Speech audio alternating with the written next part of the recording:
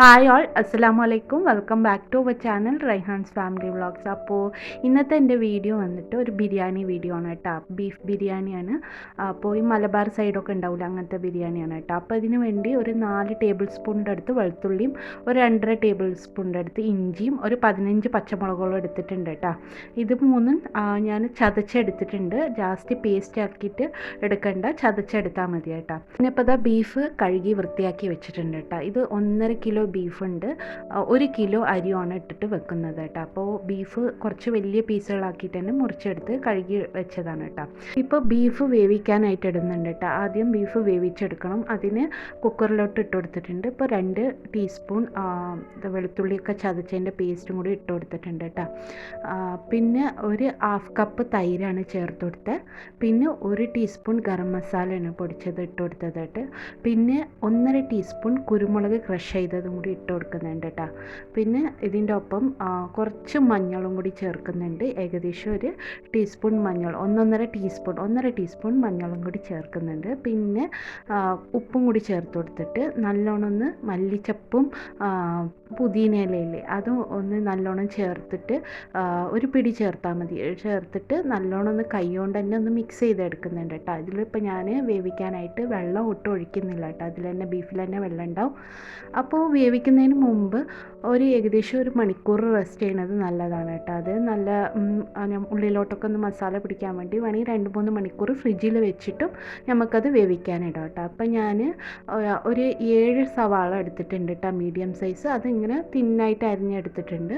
അപ്പോൾ ഇത് ആദ്യം ഒന്ന് വറുത്ത് കോരുകയാണ് കേട്ടോ. ഇതിൻ്റെ പകുതി ഞാൻ വറുക്കാൻ വേണ്ടി എടുക്കുകയാണ്. സവാളേൻ്റെ ബാക്കി മസാലകൾക്കും ചോറിലൊക്കെ എടുക്കുന്നുണ്ട് കേട്ടോ.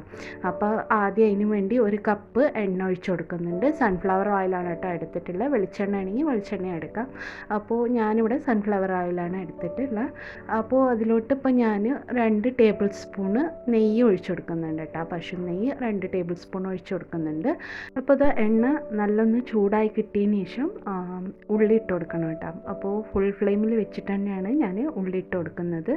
അപ്പോൾ ഉള്ളി സവാള നല്ലോണം ഒന്ന് വാടിയതിന് ശേഷം ഏകദേശം ഒരു ബ്രൗണിഷ് കളർ ആയി തുടങ്ങുന്ന മുമ്പ് തന്നെ സ്റ്റൗവ് നല്ലോണം ഒന്ന് ലോ ഫ്ലെയിമിൽ കാക്കണം, ഇല്ലെങ്കിൽ പെട്ടെന്ന് കരിഞ്ഞു കേട്ടോ.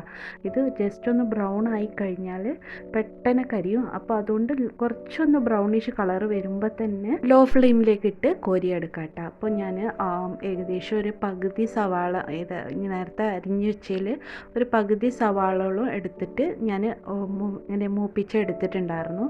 കുറച്ചിങ്ങനെ ചോറിൻ്റെ മേലെ ഇടാം. പിന്നെ വെക്കുമ്പോൾ നമ്മൾ വിളമ്പി വെക്കുമ്പോൾ അതിൻ്റെ മുകളിലും കുറച്ചിടാനായിട്ട് മാറ്റി വെച്ചിട്ടുണ്ടായിരുന്നു കേട്ടോ.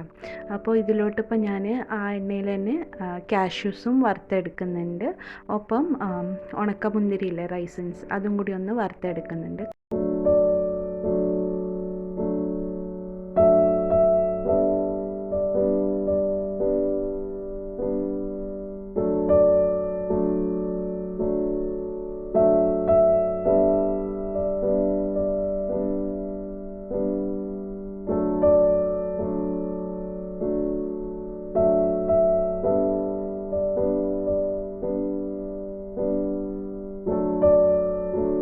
അപ്പോൾ ആദ്യം ഞാൻ ചോറാണ് കേട്ടോ വേവിച്ചെടുക്കുന്നത്. ഞാൻ വറ്റിച്ചെടുക്കുകയാണ്. അതിന് വേണ്ടിയിട്ട് ആദ്യം എണ്ണ ഒഴിച്ചു കൊടുത്തിട്ടുണ്ട്. ഇപ്പോൾ ഗീ റൈസ് പോലെ ഉണ്ടാക്കാൻ വേണ്ടിയിട്ടാണ് കേട്ടോ. അപ്പോൾ ഒരു 4 പട്ട എടുത്തിട്ടുണ്ട്. പിന്നെ ഒരു 5 ഏലക്ക എടുത്തിട്ടുണ്ടായിരുന്നു. പിന്നെ 3 ഗ്രാമ്പു എടുത്തിട്ടുണ്ട്.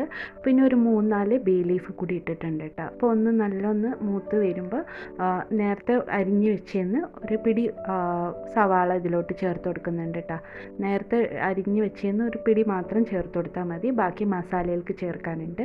അപ്പോൾ ഇതിൽ ഗീ റൈസ് ഉണ്ടാക്കാൻ വേണ്ടിയിട്ടാണ് കേട്ടോ. അപ്പോൾ ഇത് അധികം ഉള്ളി വല്ലാണ്ട് വാടേണ്ട. അപ്പോൾ നേരത്തെ കഴുകി ഊറ്റി വെച്ച അരി ഇതിലോട്ട് ഇട്ട് കൊടുക്കുന്നുണ്ട് കേട്ടോ. അരി ഞാനിവിടെ ജീരകശാല റൈസാണ് കേട്ടോ എടുത്തിട്ടുള്ളത്. അപ്പോൾ ജീര റൈസ് അത് ബിരിയാണിക്കൊക്കെ പ്രത്യേകിച്ച് നല്ലൊരു ടേസ്റ്റ്, ഒരു സ്മെല്ലും ഉണ്ടാവും. അതിന് വേണ്ടിയിട്ട് ജീര റൈസാണ് എടുത്തിട്ടുള്ളത്. ഇപ്പോൾ ഞാൻ വറുത്തിട്ടാണ് കേട്ടോ വയ്ക്കുന്നത്. അപ്പോൾ ഞാൻ ഡയറക്റ്റ് എണ്ണയിലിട്ട് ഫുൾ ഫ്ലെയിമിൽ തന്നെ ഇട്ട് കൊടുത്തിട്ടുണ്ടായിരുന്നു. വെള്ളം ഒട്ടുമില്ലാതെ തന്നെ ഇട്ട് കൊടുക്കണം കേട്ടോ, വെള്ളം ഉണ്ടാവാൻ പാടില്ല അരിയിൽ. എന്നിട്ട് ഇതൊന്നും ഇങ്ങനെ വറുത്തെടുക്കണം കേട്ടോ, താഴെ മേലെ ആക്കിയിട്ടൊന്ന് ഇളക്കി വറുത്തെടുക്കണം. ഫുൾ ഫ്ലെയിമിൽ ഇട്ടിട്ട് ഇളക്കാണ്ടിരുന്നാൽ അടി കരിഞ്ഞു പോകും കേട്ടോ. അപ്പോൾ അതൊന്ന് നല്ലോണം ഒന്ന് വറുത്ത് നല്ലൊരു മണം വരും കേട്ടോ, അതുവരെ ഒന്ന് വറുത്തെടുക്കണം. പിന്നെ ഇപ്പം നേരത്തെ ഞാനവിടെ വെള്ളം തിളപ്പിക്കാൻ വെച്ചിട്ടുണ്ടായിരുന്നു. അപ്പം ഞാൻ 1 ഗ്ലാസ് അരിക്ക് 1.5 ഗ്ലാസ് വെള്ളമാണ് കേട്ടോ എടുത്തിട്ടുണ്ടായിരുന്നത്. അപ്പോൾ ഇത് വെള്ളത്തിലോട്ട് ഇപ്പം ഞാൻ അരി അങ്ങനെ ചേർത്ത് കൊടുക്കണം. അപ്പോൾ ഇതിലോട്ട് ആവശ്യത്തിന് ഉപ്പും ഒരു ഹാഫ് ചെറുനാരങ്ങയും കൂടി ചേർത്ത് കൊടുക്കുന്നുണ്ട് കേട്ടോ, അരി പൊട്ടാണ്ടിരിക്കാനായിട്ട്. നിങ്ങൾക്ക് വേണമെങ്കിൽ ആ വാട്ടിയ ചെമ്പിൽ തന്നെ വെള്ളം ഒഴിച്ചിട്ട്, തിളച്ച വെള്ളം ഒഴിച്ചിട്ട് എടുക്കാം. പക്ഷേ എനിക്ക് ചെമ്പ് തിങ്ങുന്നു തോന്നിയ കാരണം ഞാൻ ചെമ്പ് മാറ്റിയതാണ് കേട്ടോ.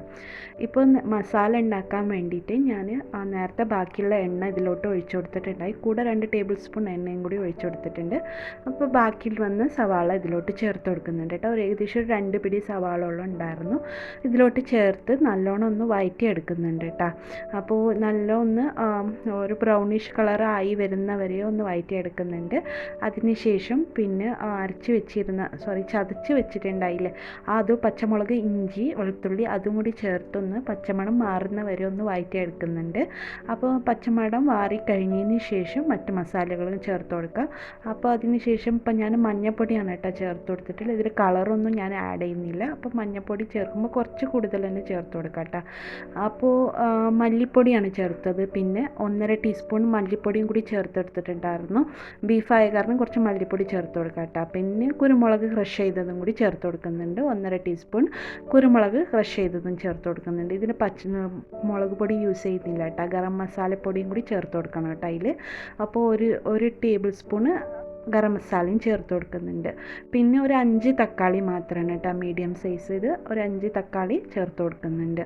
1.5 കിലോക്ക് ഒരു 5 തക്കാളി മതി. അതായത് 1.5 കിലോ ഇറച്ചിക്ക് 1 കിലോ അരിയും കൂടി ചേർത്തിട്ടാണ് ഉണ്ടാക്കുന്നത്. അപ്പോൾ അതിന് ഒരു 5 തക്കാളി മതിയാവും കേട്ടോ. അപ്പോൾ അതും കൂടി ഒന്ന് വഴറ്റി ഒന്ന് ഇതായി വരുമ്പോൾ 1/2 കപ്പ് തൈരും കൂടി ചേർത്ത് കൊടുക്കുന്നുണ്ട്. അങ്ങനെ മൊത്തം 1 കപ്പ് തൈരാണ് ഞാൻ ചേർത്ത് കൊടുത്തിട്ടുണ്ടായത്. പിന്നെ ഒരു 1/2 ലെമണും കൂടി സ്ക്വീസ് ചെയ്തിട്ട് ചേർത്ത് കൊടുക്കുന്നുണ്ട്. ഇപ്പോൾ മസാല നല്ലൊന്ന് മെൽട്ടായി വരുമ്പോൾ വേവിച്ച് വെച്ചിരുന്ന ബീഫ് ഇതിലോട്ട് ചേർത്ത് കൊടുക്കുന്നുണ്ട് കേട്ടോ. ബീഫ് ഏകദേശം ഒന്ന് പൊട്ടുന്ന വരെ ഒന്ന് വേവിച്ചെടുക്കണം. ഇപ്പോൾ ബീഫ് നല്ല മസാലയിലോട്ട് ചേർത്ത് കൊടുത്ത് നല്ലൊന്ന് മിക്സ് ചെയ്തതിന് ശേഷം ഒരു 5 മിനിറ്റ് ഒന്ന് മൂടി വെച്ചൊന്ന് വേവിക്കണം കേട്ടോ, സ്ലോ ഫ്ലെയിമിലിട്ടിട്ട്. അപ്പോൾ ഒന്ന് മസാല ഒന്ന് ബീഫിലേക്കൊന്ന് പിടിച്ചു കിട്ടും. പിന്നെ ബീഫ് വേവിച്ചതിലും കുറച്ച് വെള്ളം ഉണ്ടായിരുന്നു കേട്ടോ, ഞാൻ തീരെ വെള്ളം ഒഴിക്കാണ്ട് തന്നെ കുറച്ച് വെള്ളം ഉണ്ടായിരുന്നു. അപ്പോൾ വെള്ളം ഒന്ന് വറ്റിച്ചെടുക്കുക, അല്ലെങ്കിൽ ഈ മസാലയിലിട്ട് വറ്റിച്ചെടുക്കുക ചെയ്യണം, മാറ്റിയിട്ട് വേറെ വെക്കാൻ പാടില്ല കേട്ടോ, അപ്പോൾ അതിൻ്റെ ടേസ്റ്റ് കുറയും. അപ്പോൾ ഒന്ന് നല്ല വറ്റിച്ചെടുക്കുക കേട്ടോ. പിന്നെ അതിന് ശേഷം ഇപ്പോൾ ഇവിടെ ചോറ് വെന്ത് കിട്ടിയിട്ടുണ്ട് കേട്ടോ, ചോറ് കറക്റ്റ് വെന്ത് കിട്ടിയിട്ടുണ്ട്. അപ്പോൾ ചോറ് ഞാനിപ്പോൾ ഇതിൻ്റെ മുകളിലോട്ട് ഇട്ടിട്ട് വേണം ദം ചെയ്തെടുക്കാൻ. ഞാനിപ്പോൾ മസാല അടിയിൽ നിന്ന് മാറ്റുന്നില്ല കേട്ടോ, ഫുൾ മസാല താഴെ ഇട്ടിട്ട് തന്നെയാണ് ദം ചെയ്തെടുക്കുന്നത്. അപ്പോൾ മസാലേൻ്റെ മുകളിലോട്ട് ഒരു പാത്രത്തിൽ ചോറ് ഞാൻ എടുത്ത് വെതറി ഇട്ട് കൊടുക്കുന്നുണ്ട് കേട്ടോ. ഒരേ സൈഡിൽ ഇട്ട് കൊടുക്കരുത്, ഇങ്ങനെ വെതറിയിട്ട് ഇട്ട് കൊടുക്കണം, കംപ്ലീറ്റ് എല്ലാ സൈഡും കവർ ആവുന്ന മാതിരി ഇട്ട് കൊടുക്കണം കേട്ടോ, അങ്ങനെയാണ് ചെയ്യേണ്ടത്. പിന്നെ അതിന് ശേഷം പിന്നെ വറുത്ത് വെച്ച ഉള്ളി കുറച്ച് ചേർത്ത് കൊടുക്കണം കേട്ടോ മേലെ. നല്ല ചോറ് ഏകദേശം ഒരു പകുതിയോളം ചോറ് മേലെ ഇട്ട് കൊടുക്കണം കേട്ടോ. അതിന് ശേഷമാണ് പിന്നെ 2 ലെയറായിട്ടാണ് ഞാനിപ്പോൾ ഉണ്ടാക്കുന്നത്.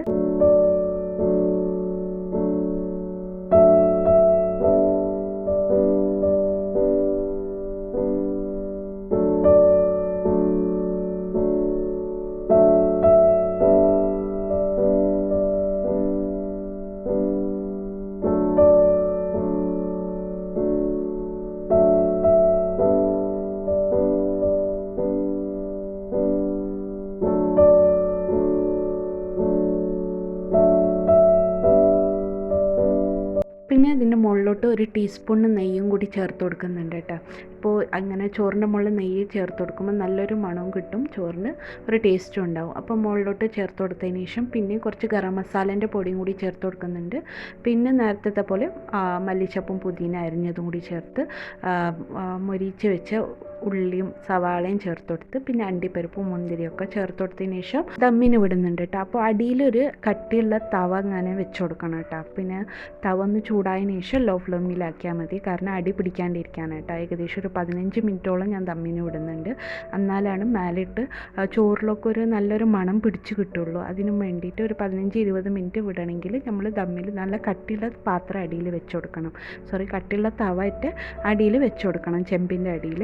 അങ്ങനെ വെച്ചിട്ടുണ്ട് കേട്ടോ. അപ്പോൾ അതിന് ശേഷം ഇപ്പോൾ ഇതാ ഉള്ളിയും ഒക്കെ ഇട്ട് നേരത്തെ പോലെ ഫുള്ളെല്ലാം ഇട്ടതിന് ശേഷം മൂടിയിട്ട് ദമ്മിന് വെക്കുന്നുണ്ട് കേട്ടോ.